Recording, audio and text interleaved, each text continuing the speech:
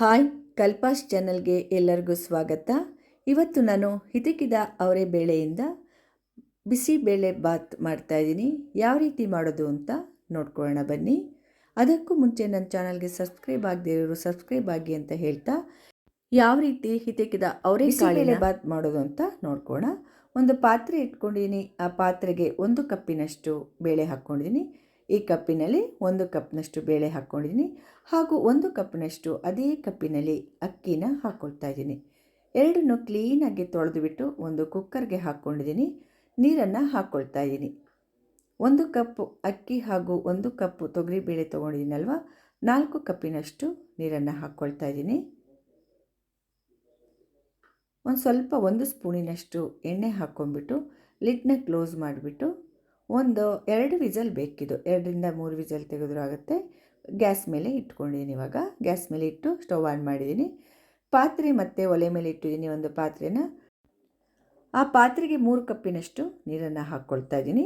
ಅದಕ್ಕೆ ನಾವು ಅಕ್ಕಿ ಯಾವ ಕಪ್ಪಲ್ಲಿ ತೊಗೊಂಡಿದ್ವೋ ಅದೇ ಕಪ್ನಲ್ಲಿ 2 ಕಪ್ಪಿನಷ್ಟು ಅವರೆಬೇಳೆ ಹಾಕ್ಕೊಳ್ತಾ ಇದ್ದೀನಿ.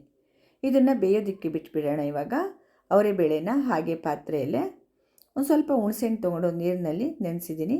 ಇದನ್ನು ಕಿವುಚಿಬಿಟ್ಟು ಆಮೇಲೆ ರಸ ತೆಕ್ಕೊಳ್ತೀನಿ ನಾನು. ಅದು ನೆಂದ ನಂತರ ನೋಡಿ ಅವರೆಬೇಳೆ ಬೆಂದಿದೆ. ಇವಾಗ ನೋಡ್ತಾ ಇದ್ದೀನಿ ನೋಡಿ, ಇಷ್ಟು ಮೆತ್ತಗೆ ಬೆಂದರೆ. ತುಂಬ ಮಸ್ಕೊಳ್ಳೋದು ಬೇಡ, ತುಂಬ ಗಟ್ಟಿಗೂ ಬೇಡ, ಒಂದು ಲೆವೆಲಲ್ಲಿ ಬೆಂದರೆ ಆಯಿತು. ನೋಡಿ, ಅನ್ನ ಹಾಗೂ ಅಕ್ಕಿ ಬೇಳೆ ಬೇಯೋದಕ್ಕಿಟ್ಟಿದ್ನಲ್ಲ, ಅಕ್ಕಿ ಬೇಳೆ ಅನ್ನ ಆಗಿದೆ. ಇವಾಗ ಇದಕ್ಕೆ ತಣ್ಣೀರು ಹಾಕ್ಕೊಳ್ತಾ ಇದ್ದೀನಿ. ಒಂದು 2 ಕಪ್ನಷ್ಟು ತಣ್ಣೀರು ಹಾಕ್ಕೊಂಡು ಈ ರೀತಿ ಕ್ಲೀನಾಗಿ ಮಿಕ್ಸ್ ಮಾಡ್ಕೋಬೇಕು. ಇನ್ನೂ ಒಂದು ಸ್ವಲ್ಪ ನೀರು ಹಾಕ್ಕೊಂಡ್ರೆ ಒಳ್ಳೆಯದೇ. ಯಾಕೆ ಅಂದರೆ ಅನ್ನ ತಣ್ಣೀರು ಹಾಕಿದಾಗ ಉದುರಾಗುತ್ತೆ, ತುಂಬ ಅಂಟೋದಿಲ್ಲ. ಇವಾಗ ಎಲ್ಲ ಆಮೇಲೆ ಅಲ್ಲಲ್ಲೇ ಗಟ್ಟಿಯಾಗಿ ಕೂಡ ಇರೋದಿಲ್ಲ, ಎಲ್ಲ ಬಿಡಿ ಬಿಡಿಯಾಗಿ ಚೆನ್ನಾಗಿರುತ್ತೆ. ಆದ್ದರಿಂದ ನೀರನ್ನು ಹಾಕ್ಕೊಂಡು ನೋಡಿ, ಇನ್ನೂ ಒಂದು ಸ್ವಲ್ಪ ಹಾಕ್ಕೊಳ್ತಾ ಇದ್ದೀನಿ. ಕ್ಲೀನಾಗೆಲ್ಲ ಈ ರೀತಿ ಮಿಕ್ಸ್ ಮಾಡ್ಕೊಂಬಿಡೋಣ. ನೋಡಿ, ಈ ರೀತಿ ಬೇಳೆ ಚೆನ್ನಾಗಿ ಬೆಂದಿದೆ. ನಿಮಗೆ ತೋರಿಸ್ತಾ ಇದ್ದೀನಿ. ಹಾಗೆ ಕಾಣಿಸಿದ್ರು ಕೂಡ ನೋಡಿ, ಬೇಳೆ ಮಸ್ಕೊಳ್ಳೋ ಥರ ಬೆಂದಿದೆ. ಒಂದು ಪಾತ್ರೆ ಇಟ್ಕೊಂಡಿದ್ದೀನಿ ಗ್ಯಾಸ್ ಮೇಲೆ. 3 ಟೇಬಲ್ ಸ್ಪೂನಷ್ಟು ಎಣ್ಣೆ ಹಾಕ್ಕೊಂಡಿದ್ದೀನಿ. ಅರ್ಧ ಸ್ಪೂನು ಸಾಸಿವೆ ಹಾಗೂ ಅರ್ಧ ಸ್ಪೂನ್ ಜೀರಿಗೆ ಹಾಕ್ಕೊಂಡು 1 ಈರುಳ್ಳಿನ ಈ ರೀತಿ ಸಣ್ಣದಾಗಿ ಹೆಚ್ಚಿಬಿಟ್ಟು ಹಾಕ್ಕೊಂಡಿದ್ದೀನಿ. ಇದಕ್ಕೆ ಸ್ವಲ್ಪ ಕರಿಬೇವು ಹಾಕ್ಕೊಳ್ತಾ ಇದ್ದೀನಿ. ಇವಾಗ ಒಂದು ಸ್ವಲ್ಪ ಕೈ ಆಡಿಸ್ಕೊಳ್ಳೋಣ.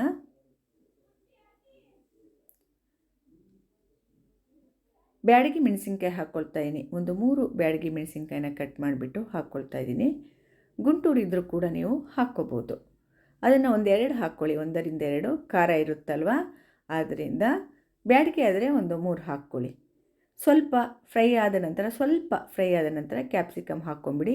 ತುಂಬ ಫ್ರೈ ಮಾಡ್ಕೋಬಾರ್ದು ಈರುಳ್ಳಿನ. ಒಂದೆರಡು ಸಲ ಹೀಗೆ ಅಂದ್ಬಿಟ್ಟು ಸಡನ್ನಾಗಿ ಕ್ಯಾಪ್ಸಿಕಮ್ ಹಾಕ್ಕೊಳ್ಳಿ.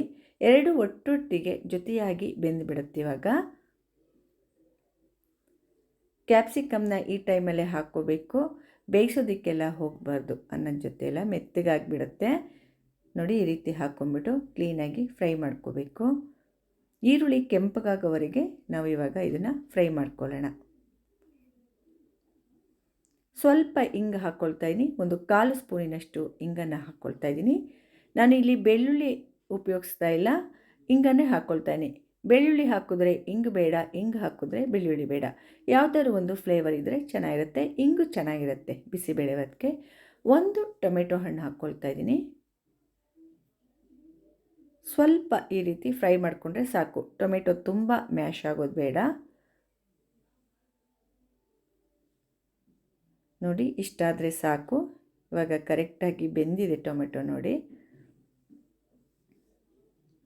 ಹುಣಸೆ ಹಣ್ಣಿನ ರಸ ಹಾಕ್ಕೊಳ್ತಾ ಇದ್ದೀನಿ. ಹುಣಸೆ ಹಣ್ಣು ನೆನೆಯೋದಕ್ಕೆ ಇಟ್ಕೊಂಡಿದ್ನಲ್ವ, ಅದನ್ನು ರಸ ತೆಗೆದುಬಿಟ್ಟು ಇವಾಗ ಹಾಕ್ಕೊಳ್ತಾ ಇದ್ದೀನಿ. ಹುಣಸೆ ಹಣ್ಣಿನ ಹಸಿ ವಾಸನೆ ಹೋಗೋ ತನಕ ಸ್ವಲ್ಪ ಕೈ ಆಡಿಸ್ಕೋಬೇಕು. ಇವಾಗ ನೋಡಿ, ಹಸಿ ವಾಸನೆ ಎಲ್ಲ ಹೋಗಿದೆ. 1 ನಿಮಿಷ ಈ ರೀತಿ ಕೈ ಆಡಿಸ್ಬಿಟ್ರೆ ಅದು ಹಸಿ ವಾಸನೆ ಎಲ್ಲ ಹೋಗುತ್ತೆ. ಬಿಸಿಬೇಳೆ ಬಾತ್ ಪೌಡ್ರ್ ಹಾಕ್ಕೊಳ್ತಾ ಇದ್ದೀನಿ. ಇದರಲ್ಲಿ ಒಂದು 2.5 ಸ್ಪೂನಿನಷ್ಟು ಬಿಸಿಬೇಳೆ ಬಾತ್ ಪೌಡ್ರು ಹಾಗೂ ಅರ್ಧ ಸ್ಪೂನಿನಷ್ಟು ಖಾರದ ಪುಡಿ ಎರಡನ್ನೂ ಮಿಕ್ಸ್ ಮಾಡಿ ಇಟ್ಕೊಂಡಿದ್ದೆ, ಅದನ್ನು ಹಾಕ್ಕೊಳ್ತಾ ಇದ್ದೀನಿ. ಒಂದು ಅರ್ಧ ಸ್ಪೂನಿನಷ್ಟು ಅರಿಶಿಣದ ಪುಡಿ ಕೂಡ ಹಾಕ್ಕೊಳ್ಳೋಣ. ನಿಮ್ಮ ಹತ್ರ ಮಾಡಿರೋ ಪುಡಿ ಇಲ್ಲ ಅಂದರೆ, ನೀವೇ ಮಾಡಿರೋ ಪುಡಿ ಇಲ್ಲ ಅಂದರೆ ರೆಡಿ ಪುಡಿ ಕೂಡ ಹಾಕ್ಕೋಬೋದು. ಬಿಸಿಬೇಳೆಬಾತ್ ಪೌಡ್ರನ್ನ ಸ್ವಲ್ಪ ನೀರು ಹಾಕಿಬಿಟ್ಟು ಕ್ಲೀನಾಗೆಲ್ಲ ಮಿಕ್ಸ್ ಮಾಡಿಬಿಟ್ಟು ಒಂದು ಚೂರು ಕುದಿಯೋಕ್ಕೆ ಬಿಡಬೇಕು. ಇವಾಗ ಇದನ್ನು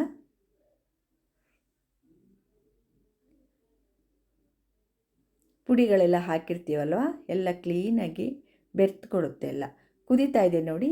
ಈ ಸಮಯದಲ್ಲಿ ಅನ್ನ ಹಾಗೂ ಬೇಳೆ ಎರಡನ್ನೂ ಹಾಕ್ಕೊಳ್ಳೋಣ. ಬೇಯಿಸ್ಕೊಂಡಿದ್ವಲ್ವ ಅದನ್ನು ಎಲ್ಲ ಕ್ಲೀನಾಗಿ ಮಿಕ್ಸ್ ಮಾಡಿಕೊಂಡ್ರಾಯ್ತು. ನಾನಿಲ್ಲಿ ತರಕಾರಿ ಏನು ಉಪಯೋಗಿಸಿಲ್ಲ, ಕ್ಯಾಪ್ಸಿಕಮ್ ಒಂದು ಮಾತ್ರ ಹಾಕಿದ್ದೀನಿ. ಯಾಕೆ ಅಂದರೆ ಇದು ಇತಿಕಿದ ಅವರೆ ಬೇಳೆಯ ಬಿಸಿಬೇಳೆಬಾತು ತುಂಬ ಟೇಸ್ಟಿಯಾಗಿರುತ್ತೆ. ಈ ಬಿಸಿಬೇಳೆಬಾತು ಇವಾಗ ಇದಕ್ಕೆ ಅವರೆಬೇಳೆ ಎಲ್ಲ ಹಾಕ್ಕೊಳ್ಳೋಣ. ಬೇಯಿಸ್ಕೊಂಡಿದ್ವಲ್ಲ ಹೆತ್ಗಿದ ಅವರೆಬೇಳೆ, ಅವರೆಕಾಳು ಅದನ್ನೆಲ್ಲ ಹಾಕ್ಕೊಳ್ಳೋದು. ಇದಕ್ಕಿದ ಅವರೆಕಾಳು ಹಾಕ್ಕೊಂಬಿಟ್ಟು ಕ್ಲೀನಾಗಿ ಮಿಕ್ಸ್ ಮಾಡ್ಕೋಬೇಕು.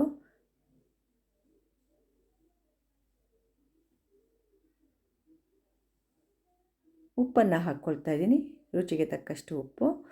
ಬಿಸಿಬೇಳೆಬಾತ್ ಜಾಸ್ತಿ ಉಪ್ಪನ್ನು ಹಿಡಿಯೋದಿಲ್ಲ, ಆದ್ದರಿಂದ ನೋಡಿ ಹಾಕ್ಕೊಳ್ಳಿ, ತೆಳುವಾಗಿರುತ್ತಲ್ವ ಹಾಗಾಗಿ. ನೀವು ಅವರೇ ಕಾಳು ಬೇಯಿಸ್ಕೊಂಡಿರ್ತೀರಲ್ವ, ಆ ನೀರನ್ನ ವೇಸ್ಟ್ ಮಾಡಬೇಡಿ, ಇದಕ್ಕೆ ಹಾಕ್ಕೊಳ್ಳಿ. ನೀರು ಬೇಕು ಅಂದಾಗೆಲ್ಲ ಬೇಕಾದ್ರೆ ನೀವು ಜಾಸ್ತಿ ನೀರಿಟ್ಟಿದ್ರೆ ಅದನ್ನೇ ಉಪಯೋಗಿಸ್ಕೊಳ್ಳಿ. ಅದನ್ನು ಮಾತ್ರ ಚೆಲ್ಲಬಾರ್ದು ಯಾವುದೇ ಕಾರಣಕ್ಕೂ. ತುಂಬ ಜಾಸ್ತಿ ನೀರಿಟ್ಟು ಬೇಯಿಸೋದಕ್ಕೂ ಹೋಗಬೇಡಿ, ಮುಳುಗುವುದಕ್ಕಿಂತ ಸ್ವಲ್ಪ ಜಾಸ್ತಿ ಇಟ್ಕೊಂಡು ಬೇಯಿಸ್ಕೊಳ್ಳಿ. ಎತ್ತಿಕ್ಕಿದ ಅವರೆಕಾಳನ್ನು ಬೇಕು ಅಂದರೆ ಬೇಕಾದ್ರೆ ಮತ್ತೊಂದು ಸ್ವಲ್ಪ ನೀರು ಹಾಕ್ಕೋಬೋದು ಬೇಯುವಾಗ. ಎಲ್ಲ ಕ್ಲೀನಾಗಿ ಹೀಗೆ ಮಿಕ್ಸ್ ಮಾಡ್ಕೊಳ್ಳೋಣ. ರೆಡಿ ಆಯಿತು ನೋಡಿ. ಇದನ್ನು ಕುದಿಯೋದಕ್ಕೆ ರೀತಿ ಬಿಟ್ಟುಬಿಟ್ರೆ ಬಿಸಿಬೇಳೆಬಾತ್ ರೆಡಿ. ತುಂಬಾ ಟೇಸ್ಟಿಯಾಗಿರುತ್ತಿದ್ದು. ನೀವು ಬೇಕಾದರೆ ಕಡಲೆ ಬೀಜ ನೆನೆಸಿ ಕೂಡ ಮಾಮೂಲಿ ಬಿಸಿಬೇಳೆಬಾತ್ಗೆ ಹಾಕ್ತಿರಲ್ಲ, ಆ ರೀತಿಯೂ ಹಾಕ್ಕೋಬೋದು. ಅಥವಾ ಗೋಡಂಬಿ ಎಲ್ಲ ಫ್ರೈ ಮಾಡಿ ಕಡಲೆ ಬೀಜ ಎಲ್ಲ ಹಾಕ್ಕೋಬೋದು. ನನಗೆ ಇದ್ರದ್ದೇ ಫ್ಲೇವರ್ ಸಿಗಲಿ ಅಂದ್ಬಿಟ್ಟು ನಾನೇನೂ ಹಾಕಿಲ್ಲ. ಹೆಚ್ಚಿಗಿದ ಅವರೇ ಬೇಳೆದೇ ಫ್ಲೇವರ್ ಸಿಗಲಿ ಅಂತ. ತುಂಬಾ ಟೇಸ್ಟಿಯಾಗಿರುತ್ತಿದ್ದು. ಈ ಸೀಸನ್ನಲ್ಲಿ ಮಾತ್ರ ಮಾಡ್ಕೊಂಡು ತಿನ್ನೋಕ್ಕೆ ಸಾಧ್ಯ ಅಲ್ವಾ. ಎಲ್ಲರೂ ಟ್ರೈ ಮಾಡಿ ನಿಮ್ಮ ಮನೆಗಳಲ್ಲಿ. ಸೂಪರ್ ಆಗಿರುವಂತಹ ಬಿಸಿಬೇಳೆಬಾತ್, ಹಿತಕ್ಕಿದ ಅವರೆಕಾಳಿನ ಬಿಸಿಬೇಳೆಬಾತ್ ಇವಾಗ ರೆಡಿಯಾಗಿದೆ. ತುಂಬಾ ಟೇಸ್ಟಿಯಾಗಿರುತ್ತಿದ್ದು. ನೋಡಿ ಎಷ್ಟು ಚೆನ್ನಾಗಿ ಕಾಣಿಸ್ತಿದೆ ಅಲ್ವಾ, ಸೂಪರಾಗಿದೆ. ಎಲ್ಲ ಟ್ರೈ ಮಾಡಿ, ಓಕೆನಾ. ನೋಡಿ, ಬಿಸಿಬೇಳೆಬಾತ್ ಜೊತೆಗೆ ಬೆಣ್ಣೆ ಹಾಕ್ಕೊಂಡು ತಿಂದರೆ ತುಂಬಾ ಟೇಸ್ಟಿಯಾಗಿರುತ್ತೆ. ಇಲ್ಲದಿದ್ದರೆ ತುಪ್ಪ, ಎರಡರಲ್ಲೊಂದು ಹಾಕ್ಕೊಳ್ಳಿ. ನಾನು ಬೆಣ್ಣೆ ಜೊತೆಗೆ ಸರ್ವ್ ಮಾಡಿದ್ದೀನಿ ನೋಡಿ ಇಲ್ಲಿ.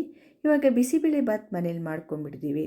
ಮಧ್ಯಾಹ್ನ ಕೂಡ ನಾವು ಸಾಂಬಾರು ಮಾಡಲೇಬೇಕಾಗತ್ತೆ, ಆದರೆ ಹೆವಿ ಆಗಿರುತ್ತೆ. ಇದೇನೆ ಏನಾದರೂ ಲೈಟಾಗಿ ಮಾಡ್ಕೋಬೇಕಲ್ವ. ಏನು ಸಾಂಬಾರು ಮಾಡೋದು ಅಂತ ನಾನು ಇವಾಗ ತೋರಿಸ್ಕೊಡ್ತೀನಿ ಬನ್ನಿ. ನೋಡಿ, ಟೊಮೆಟೊ ಇಟ್ಕೊಂಡಿದ್ದೀನಿ ನಾನು. ಟೊಮೆಟೊ ಸಾಂಬಾರು ತುಂಬ ಸರಳವಾಗಿ ಯಾವ ರೀತಿ ಮಾಡೋದು ಅಂತ ತೋರಿಸ್ಕೊಡ್ತಾಯಿದ್ದೀನಿ. ಒಂದು ಪಾತ್ರೆ ಇಟ್ಕೊಂಡಿದ್ದೀನಿ, ನೀರು ಕಾಯ್ದ ನಂತರ ನೀರು ಹಾಕಿಟ್ಕೊಂಡಿದ್ದೀನಿ. 5 ಟೊಮೆಟೊ ಹಾಕಿದ್ದೀನಿ ನೋಡಿ. ಈ ರೀತಿ ಬೇಯ್ತಾ ಇದೆ ಟೊಮೆಟೊ, ಸಿಪ್ಪೆ ಎಲ್ಲ ಬಿಟ್ಕೊಳ್ತಾ ಇದೆ. ಅದು ಇನ್ನೂ ಒಂದು ಸ್ವಲ್ಪ ಹೊತ್ತು ಬೆಂದರೆ ಚೆಂದ. ತುಂಬ ಸಾಫ್ಟಾಗಿ ಟೊಮೆಟೊ ಬೇಯಬೇಕು. ಈ ರೀತಿಲಿ ಚೆನ್ನಾಗಿ ಬೆಂದುಬಿಡಿ ಟೊಮೆಟೊ, ಆಯಿತಾ. ಇವಾಗ ಸ್ಟವ್ನ ಆಫ್ ಮಾಡ್ಕೊಂಡಿದ್ದೀನಿ ನಾನು. ಅದು ತಣ್ಣಗಾದ ನಂತರ ನೀರು ಟೊಮೆಟೊ ಎಲ್ಲ ನೀವು ಕೆಲಸ ಮಾಡೋ ಬಿಸಿಬೇಳೆಬಾತ್ ಅಥವಾ ಏನಾದ್ರು ತಿಂಡಿ ಮಾಡೋ ಟೈಮಲ್ಲಿ ಟೊಮೆಟೊ ಬೇಯಿಸಿ ಮೊದಲೇ ಇಟ್ಟುಬಿಟ್ರೆ ನೀವು ತಣ್ಣಗಾಗುತ್ತೆ ತಿಂಡಿ ಆಗೋದ್ರೊಳಗೆ.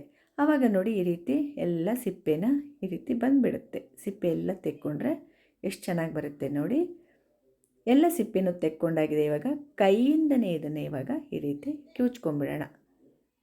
ಮ್ಯಾಶರಲ್ಲಿ ಕೂಡ ಮಾಡ್ಕೋಬೋದು, ಆದರೆ ಕೈಯಲ್ಲೇ ಚೆಂದ. ಈ ರೀತಿ ಎಲ್ಲ ಕ್ಲೀನಾಗಿ ಕಿವುಚ್ಕೊಂಡ್ಬಿಡೋಣ. ನೋಡಿ, ಈ ಥರ ಬರುತ್ತಲ್ವ ಕಪ್ಪು ಕಪ್ಪು ಮೇಲ್ಗಡೆ, ಅದನ್ನು ತೆಗೆದು ಹಾಕಿಬಿಡಿ.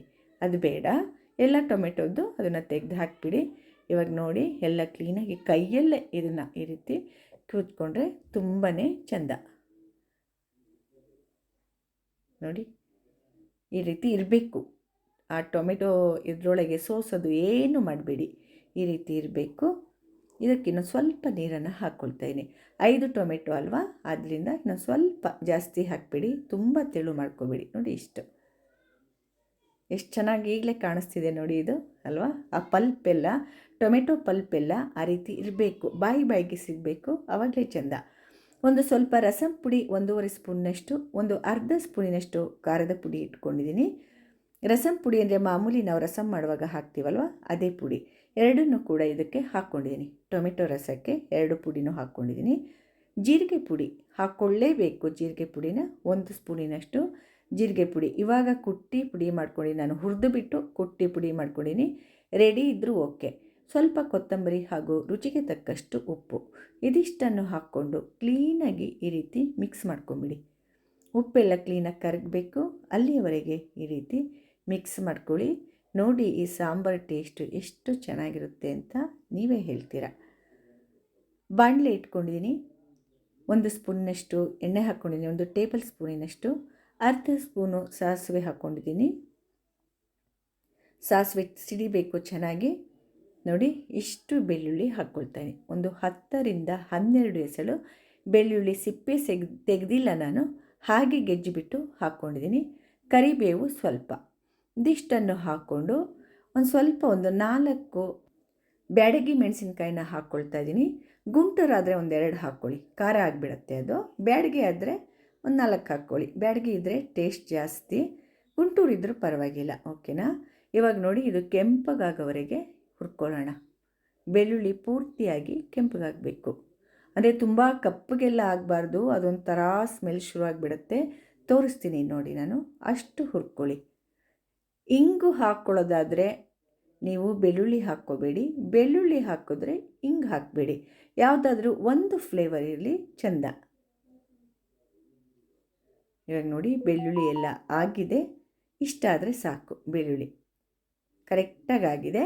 ಇದಕ್ಕಿವಾಗ ನಾವು ಟೊಮೆಟೊ ರಸನ ಹಾಕ್ಕೊಳ್ಳೋಣ. ಪುಡಿಗಳೆಲ್ಲ ಹಾಕಿ ಮಿಕ್ಸ್ ಮಾಡ್ಕೊಂಡಿದ್ದೀವಲ್ವ, ಆ ಟೊಮೆಟೊ ರಸ ಹಾಕಿಬಿಟ್ಟು ಕುದಿಯೋದಕ್ಕೆ ಬಿಟ್ಬಿಡಬೇಕು ಅಷ್ಟೇ, ಇನ್ನೇನೂ ಇಲ್ಲ. ಕ್ಲೀನಾಗಿ ಕುದಿಯೋದಕ್ಕೆ ಬಿಟ್ಬಿಡ್ಬೇಕು ಇದನ್ನು.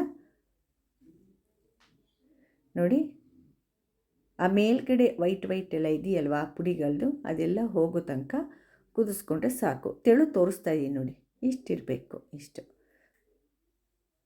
ಸೂಪರಾಗಿರುತ್ತೆ ಇದು. ಹಾಗೆ ಕೂಡ ಕುಡ್ದೇ ಬಿಡ್ತೀರಾ. ನಿಜವಾಗ್ಲೂ ಮನೆಗಳಲ್ಲಿ ಈ ಥರ ಸಾಂಬಾರೆಲ್ಲ ಮಾಡಿಕೊಂಡಾಗ ಪ್ರತಿಯೊಬ್ಬರು ತುಂಬ ಖುಷಿಯಾಗಿ ಊಟ ಮಾಡ್ತಾರೆ. ತುಂಬ ಇಷ್ಟ ಆಗುತ್ತೆ ಎಲ್ರಿಗೂ, ಅನ್ನದ ಜೊತೆಗೆ ತುಂಬ ಚೆನ್ನಾಗಿರುತ್ತೆ. ಹಾಗೆ ಕೂಡ ಕುಡಿಬೋದು, ಅಷ್ಟು ಚೆನ್ನಾಗಿರುತ್ತಿದ್ದು. ರಸಂ ಪೌಡ್ರೆಲ್ಲ ಹಾಕಿರ್ತೀವಲ್ವ ಆದ್ದರಿಂದ. ನೋಡಿ ಚೆನ್ನಾಗಿ ಕುದೀತಾ ಇದೆ ನೋಡಿ, ಆ ವೈಟ್ ಎಲ್ಲ ಹಾಗೆ ಕಡಿಮೆ ಆಯ್ತಲ್ವ. ಇವಾಗ ಸ್ಟವ್ನ ಆಫ್ ಮಾಡ್ಕೊಳ್ಳೋಣ. ಸ್ವಲ್ಪ ಹೊತ್ತಿದ್ಬಿಟ್ಟು ನೋಡಿ ಎಲ್ಲ ಹೋಗ್ತಾಯಿದೆ ಕ್ಲೀನಾಗಿ. ಸ್ಟವ್ನ ಇವಾಗ ಆಫ್ ಮಾಡಿಕೊಂಡೆ. ಇದನ್ನು ಸರ್ವ್ ಮಾಡೋಣ ಅಲ್ವಾ.